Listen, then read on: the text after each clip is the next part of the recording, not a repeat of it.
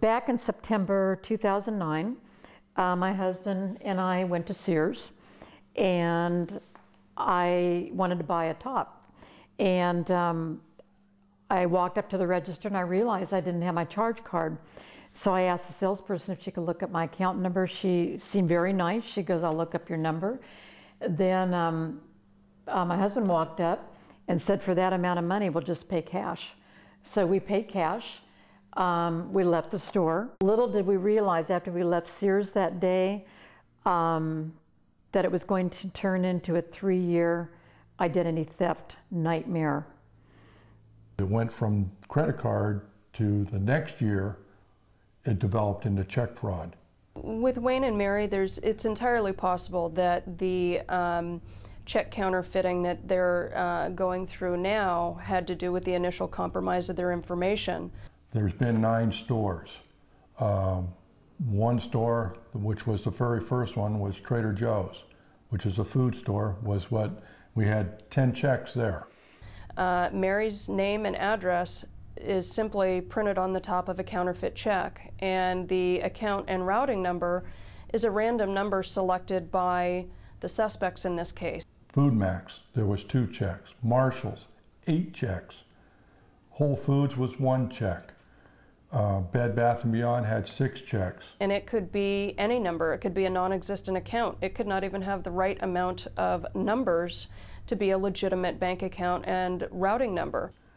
Joann's and CVS, both of those had 2 checks written, and then the last one was at Pet Food Express for 1 check.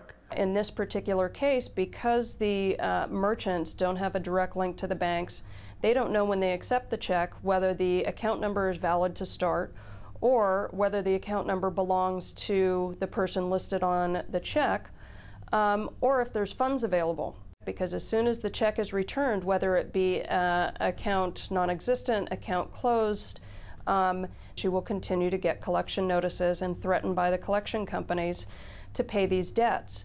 In Wayne and Mary's case, they were most angry with law enforcement. They were more angry with law enforcement than they were with the thieves, because when they went to report this crime to law enforcement, and there were 4 or 5 different police departments involved in the case, but they found 0 sympathy from most of these police departments. I've heard it, I know Wayne's heard it many times. They kept saying, "You're not victims, you're not harmed, you're not out any money." But like Wayne mentioned earlier, the time that we're out, the frustration. We've gone to them and filled out police reports, and they told us, "Well, we'll take your police report as a courtesy." Most cops are not forensic accountants.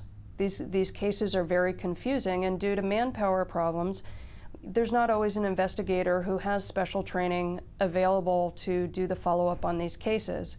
And even when we do, they're very difficult to investigate, very hard to prove, easy to beat in court, and they get light sentences. We know that we have resources and skills within the community, in credit unions, in banks, law firms, chambers of commerce, people who have skills that can help victims of identity theft, people who are willing to devote their time, people who can be trained in identity theft response and assistance. And if we can harness this tremendous asset in the community, match it up with the police department so that the next time a victim goes to make a report about identity theft, they're not simply greeted with either "we can't help you" or "you're not really a victim," or "we'll take a police report but not tell you that it's going to go in a storage box at the back of a locker."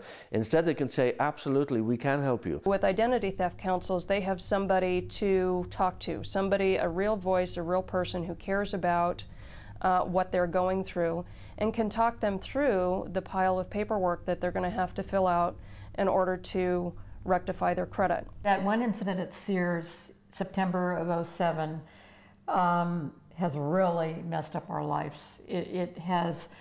Our lives are not ours anymore. We're afraid to go to the mailbox. We don't know what's going to be in there. You try to get away for the day, to get away from everything, and you can to a point, but it's still kind of in the back of your brain. And you have a pretty good day, huh? But then there's times we come back home, we get the mail, and there's those envelopes. So you can forget it for a while, but it's always there. It's always there. The problem or frequency of identity theft has increased not in Hayward alone, but throughout the United States, so probably throughout the world.